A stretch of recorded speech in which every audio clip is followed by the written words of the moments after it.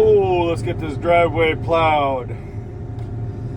Come on. It's going to be above freezing today and above freezing every day this week. Now,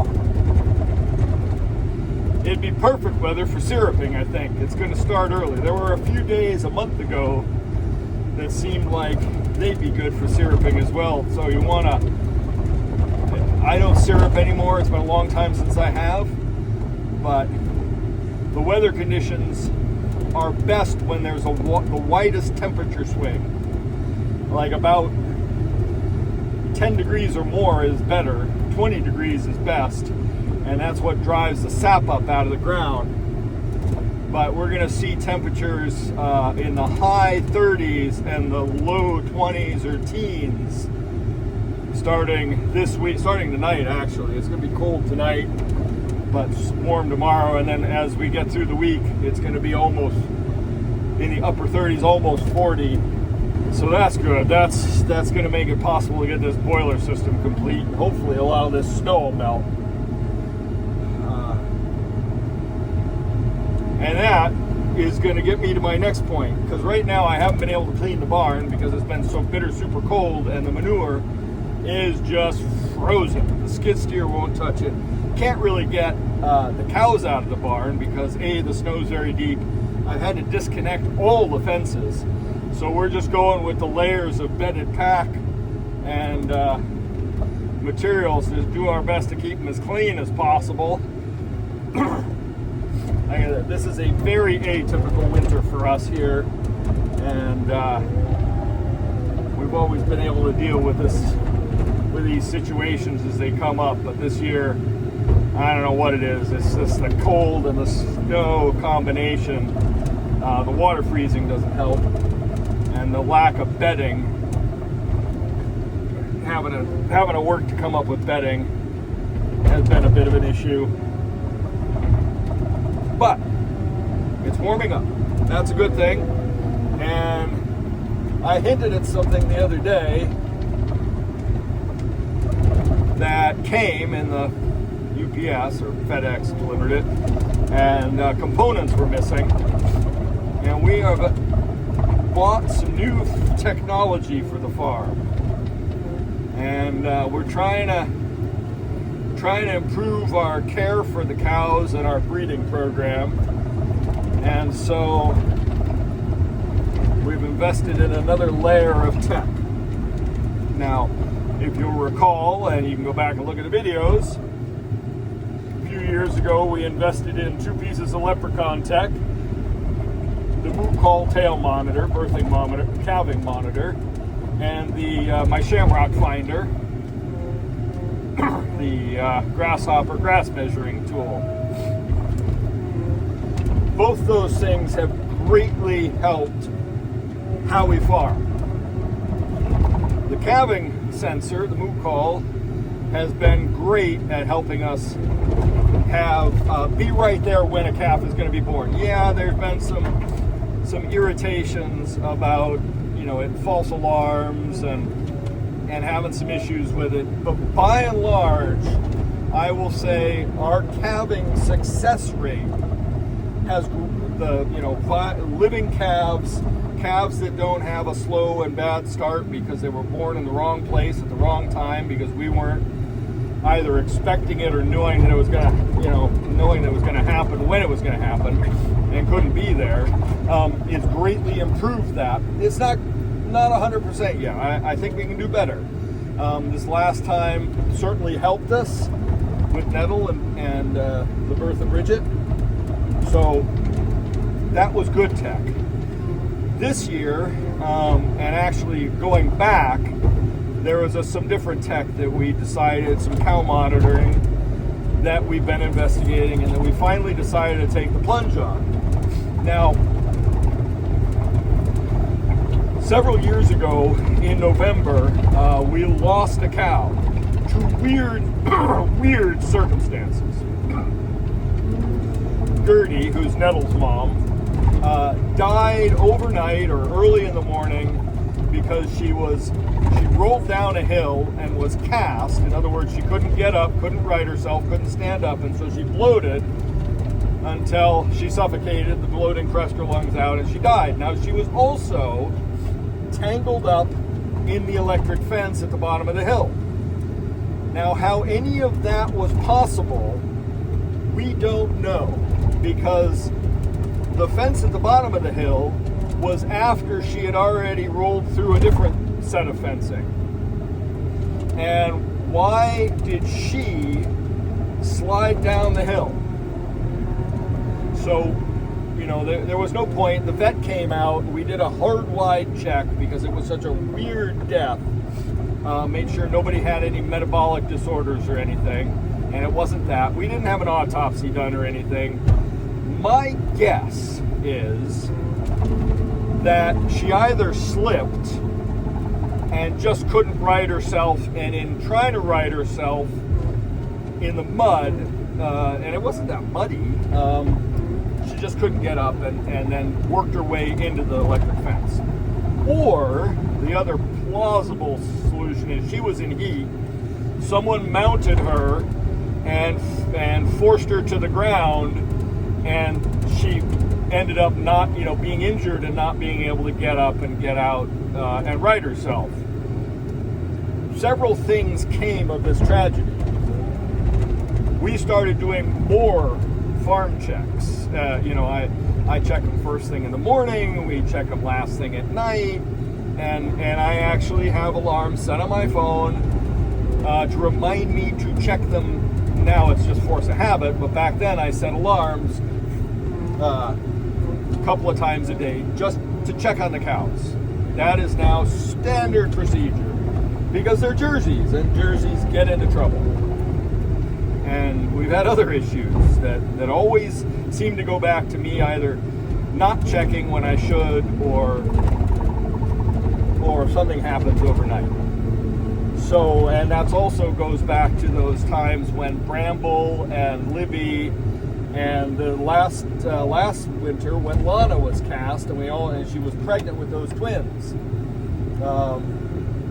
So, yeah, we've started monitoring visually and when we're around, but there's all those times when we can't be around that we can't monitor the cows. And so, because we lost Gertie, we decided we needed some kind of cow monitoring system. Now, we also, because of that tragedy, we installed cameras so we can, wherever we are now, we can look in on the cows when they work. We need to improve the camera system because the system we got was inexpensive, but also prone to a lot of issues, a lot of connectivity problems with it. So like right now, even I just moved that 360-degree camera to the shipping container for the calves, and it's already not working, so it needs to be rebooted. And a lot of that's just the battery issues. So we're gonna try and get some better cameras, because not only for security purposes, because we do have theft here.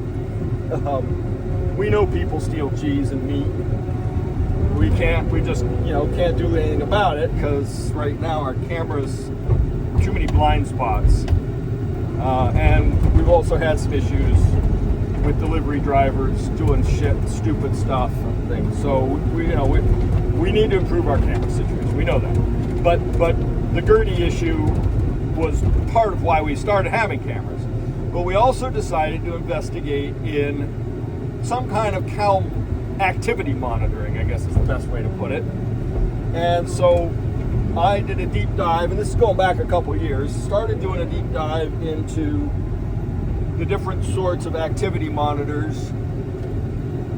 And, do we go with the cow collars, which are common on a lot of farms, which also work with a lot of, data collection and monitoring and opening gates. Those cow collars can do a lot of stuff. And then we realized, well, those systems are very expensive and cumbersome, and we don't have the kind of automated parlor that they really make a difference paying for that level of technology. So we didn't go with that.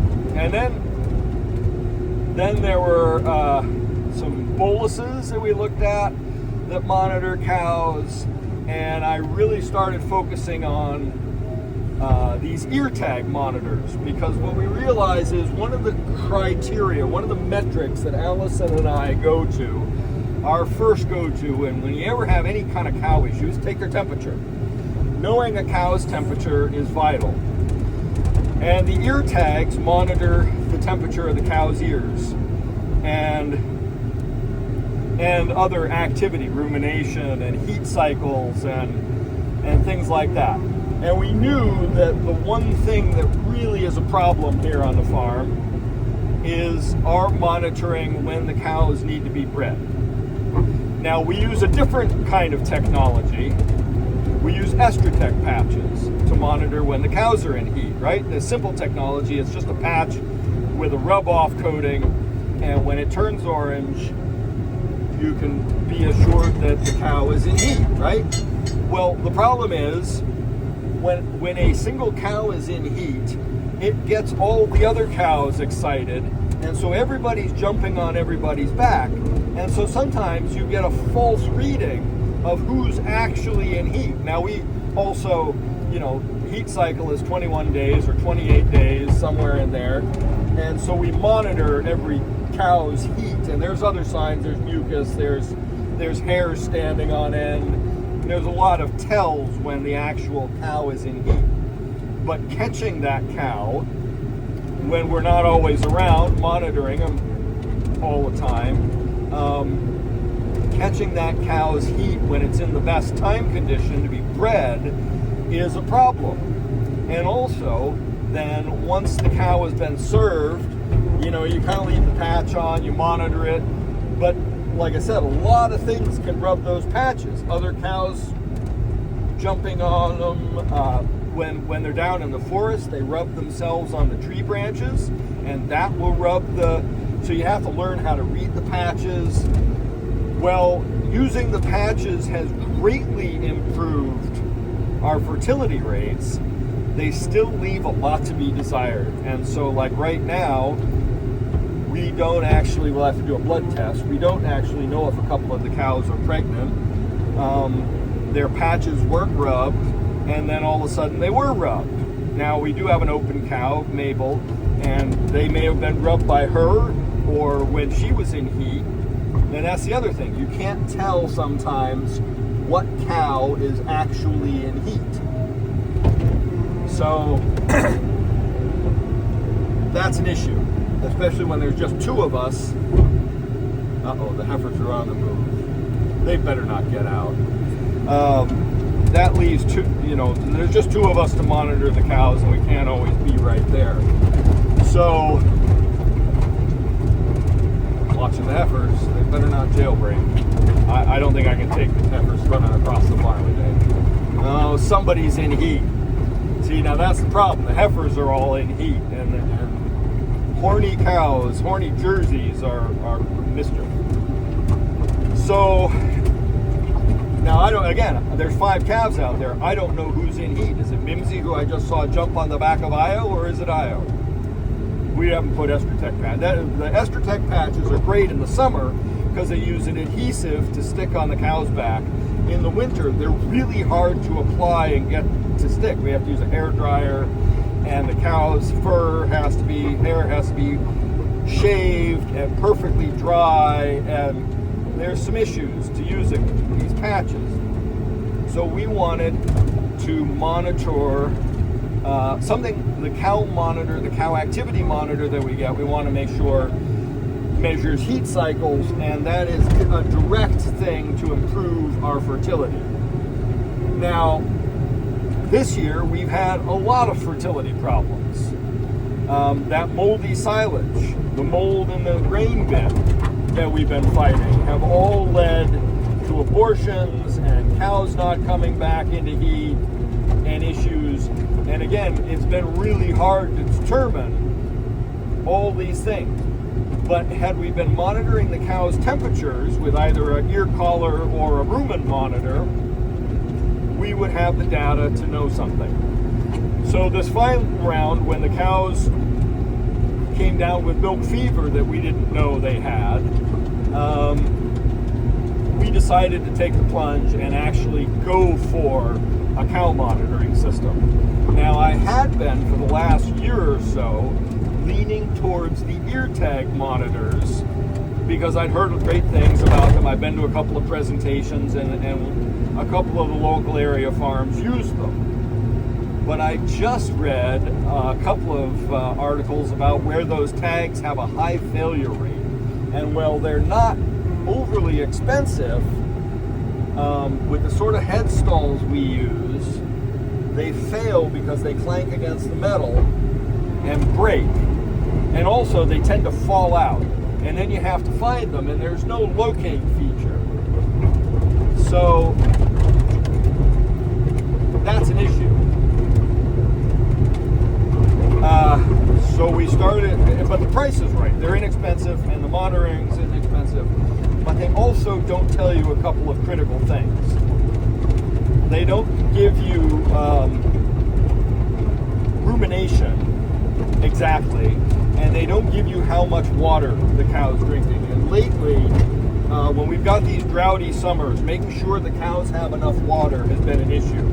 Because sometimes they work against their own best interest, and they'll play or lick the float valve, and they'll knock it out of the trough, which means then they'll drink the trough dry, and then they won't have anything to drink, sometimes for hours until I get, like in the summer, especially when it's hot, if they knock the float valve out of the trough in the morning, and I don't get back from the hayfields and make it silage till 8 at night, after, and check them after milking, they haven't had water that whole time, which is not good. Milk is water, water is milk, and life. So they're monitoring that would be good, and also it's the waste of water. If they knock the float valve out, it becomes a bigger issue. And yes, I need to make it so they can't knock the float valve out. But again, we're talking jerseys. If there's a way for them to be mischievous, they will be mischievous. So we're going to, I finally made the decision because we had those milk fever cases, which cost a lot of money. Those emergency vet calls were not cheap. A year's monitoring for all of the cows with a monitoring system is less than one of those cow visits, vet visits. So we've decided to take the plunge and get a cow monitoring system, and we have decided to go with SmackStack boluses because they sit inside the cow.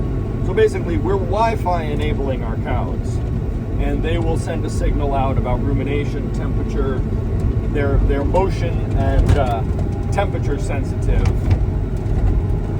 And they can also, you can get a unit that will measure the rumen pH, but they're expensive, and you only use one per 10 cows. So we really don't have enough cows, and they only last 150 days of accurate measurement of pH. So you'd have to stagger it through a herd to get a good representative example. So it doesn't seem like that would be as beneficial to us because we're just too small. But the other aspects of the monitoring system, absolutely. Temperature, rumination, temperature, water drinking, fertility, heat cycles, calving. It will become a more accurate because cows' temperature drops when they're going to give birth. So, start monitoring automatically several changes in the cow's temperature and behavior and motion, and you can develop some pretty accurate information about when they're calving, or if they're a downed cow, if they're having some sort of medical issue.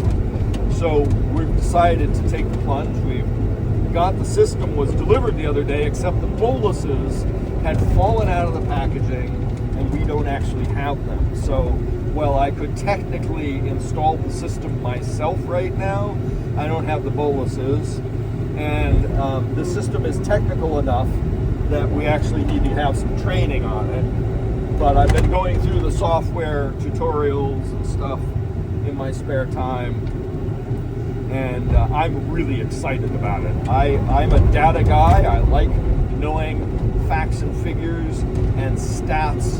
You know, how I like recording our milk volume and tying the yields to my silage making and things. So having the extra data will be great, I think, and having the programs that analyze it, I think, will help us a lot. So I'm really looking forward to implementing this system and seeing how it works and taking you guys along with me. I mean, we are a small farm. I think I haven't talked to the guys at SmaxTex yet about our, you know, whether we're the smallest farm in the U.S. Now, it's a global company. They're Austrian. The reason I'm going with this system is because I've watched the videos, I've heard the farmers' testimonies, I've seen the literature, I've read the articles. They've got a great track record and great, you know, they seem to have a great product that's got, you know, it's not just a few years old. They're already on many iterations and refinements of it, going back, I don't know, 10 or 15 years, something like that. So I think it's going to be a good fit. I got to find where to put the antenna up and some other things that read the boluses, but I can't wait to get it in the cows, the milk cows. Now the question is, do we put it in? You know, we're going to put it in the 11 milk cows right now, but also probably some of at least 4 of the heifers, as soon as they're big enough to, because there's a size requirement, because the bolus is quite large, to sit in there rumen. So, yeah, looking forward to it, and I'll show you the stuff when we get the boluses, and hopefully when we install the system, take you with us to do that. Miscreants have stayed in the pen overnight. I got to take down this panel situation so I can get some hay to the cows. I'm checking on everybody first thing here. We're running late this morning because we're just exhausted. It's just them getting out at 8 o'clock last night was not part of the program. It's just draining. The amount of work that they cause. I have to repair the fences today, so they're going to spend the day in here. Allison is behind schedule. She has to go on deliveries today. She literally has no time. I'll be milking as soon as I can get motivated to get everybody fed first. So I'll be here by myself today. I can't move these guys by myself. We do have a plan, but I'll also be spending the day fixing fences to make sure they can't get out again. Because for whatever reason, they have decided that they don't need to be where they are, where there's food and water and shelter and grain. So I don't know what the deal is. It's Mimsy is the one, and she's going to be moving on one way or another ASAP, because we're at the limit for what we can do right now, and we're expecting more calves, and I got to get that ready, and I got to get the heating system going. So any time away from any of that right now is going to be an issue. All right,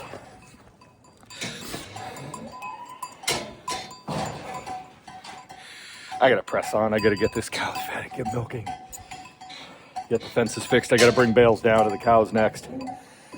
Well, I don't know where any of my camera clamps are. Anyway, I am happy to say that the calves, the heifers, whatever we're calling them now, I guess we have to start calling them the heifers because we're starting to have calves on the ground.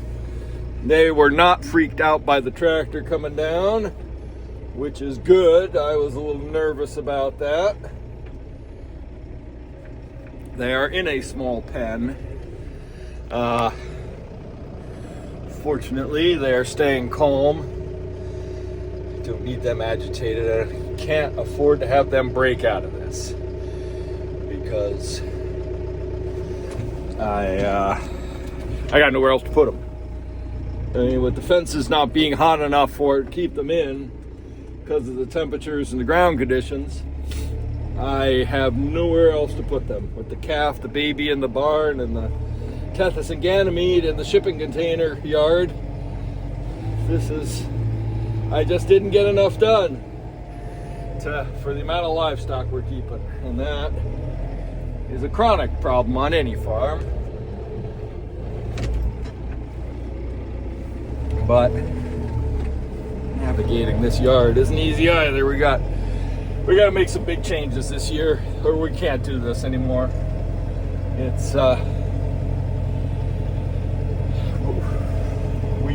we're not big enough to have people, staff. I mean, thank God we got good neighbors, because having them help the other day, last night I guess it was critical. Or we would have been chasing cows, the heifers everywhere.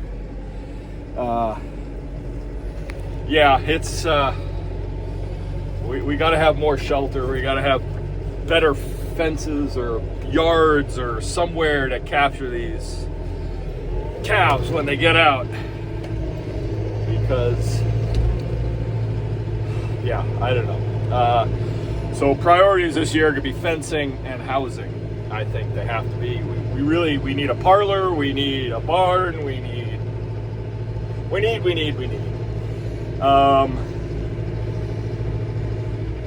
Yeah, they tore down that fence. I can see from here. Damn it. All right. Anyway, that'll be a couple hours fixing all that, making sure it's hot. I'm gonna grab a second bale and get it down there, and then I'm gonna park the tractor for now. I want to use it later to get the horse trailer. I wish I had the. All right. Anyway, I use the tractor later to get the horse trailer, and at least get it ready and get it out of the field and get stuff set for tomorrow. Because again, tomorrow is a cheese making day, and Allison really doesn't have time for farming on cheese making days to help me, and this is the problem. We're too small to afford help. We don't make enough money for what we do. We don't pay Where am I? We don't make enough money to pay ourselves. We don't make enough money to pay help. Bottom line is, we have to either make things more efficient, invest in more machinery as fixed assets, or something to ease our workload. Because right now, we're just getting burnt out. And a winter like this just makes everything that much more difficult. The temperatures, the ground conditions, the fact that we don't have the right housing, and I'm not sure we can get the right housing. I'd like to put a second shipping container in and get a roof on it and make that the young stock and calf barn birthing area, but there's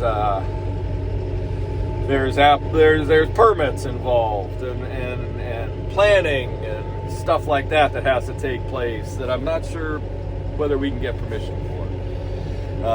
And we got to build a parlor and extend the barn. And I don't know if that's feasible. And currently, we may have to sell some stock. We're going to sell Mimsy or try. Get rid of her because she's causing the problems, and I was hoping to keep all the rest of the heifers for the moment, but we also have a lot of heifers, or theoretically a lot of heifers going to land with the calving, so there's going to be some management required and some hard decisions. I know we're going to have to retire a couple of these cows in the next few years, so we want to make sure we have replacements. We also have to carry those replacements and keep them in the manner that they have become accustomed to. So, anyway, all right, wait, I don't want to, I'm right here.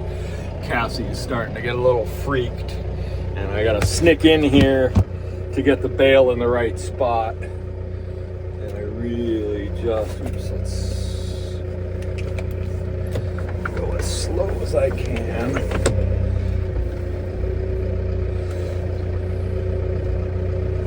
I do not want to accidentally hit their fence with the tractor and loosen it and give them a way of escaping. All right, good, that's good.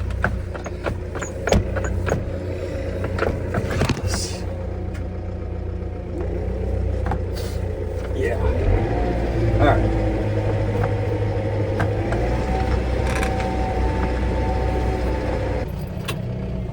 All right, that's me done and parked up. 2 bales delivered. I can open them later when I'm... Oh, God, this door is hard to open. Ah, there we go. I can feed them out later. I gotta get, let's see. I gotta get Tethys and Ganymede fed and get ready to milk. I'll move the livestock trailer this afternoon, get those fences fixed, and we'll see if we can't capture the heifers tomorrow. We'll put 4 of them in the trailer and move them back to the field, and we'll just leave Mimsy in the trailer at the end of things. We're hoping this weekend someone will come and buy her. That's kind of the working plan. All right, I gotta press on here.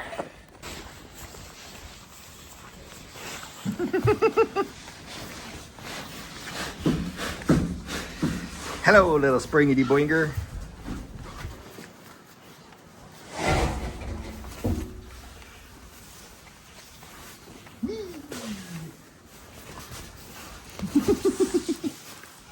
You zooey little kid. You zooey little kid.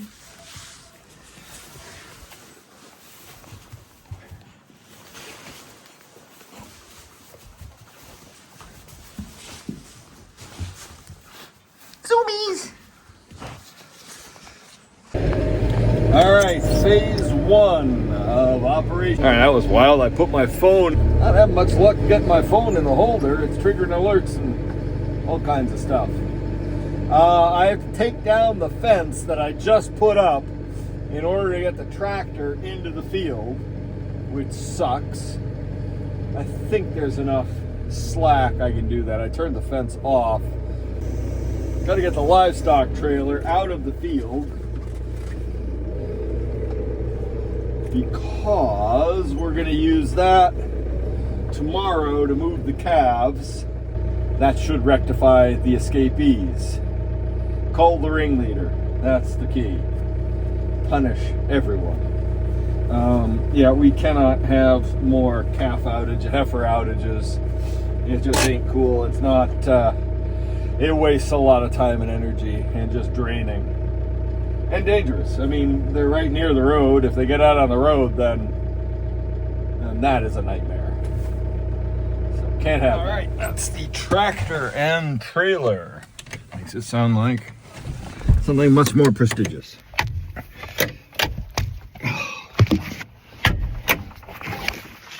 That door does not want to open easily right now, which is better than it opening too easily.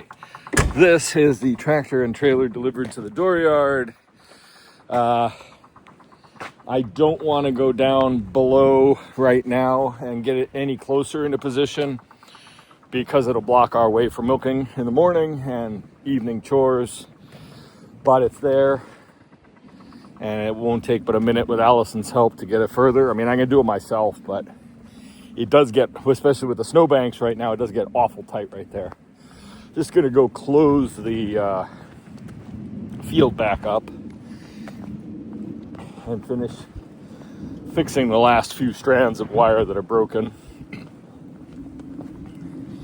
and just inspect everything.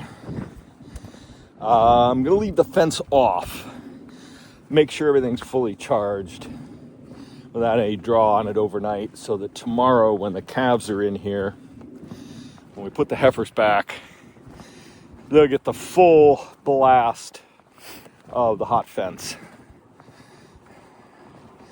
I think it's just Mimsy that's really causing the issue. her persistence of testing the fence, because when she was caught, none of the other heifers were testing the fence at all. They were staying well clear of it. So I don't quite understand now. Somebody still could be in heat. I don't know. But we'll get this fence put back. We'll get that fixed. And we should be in good stead for tomorrow.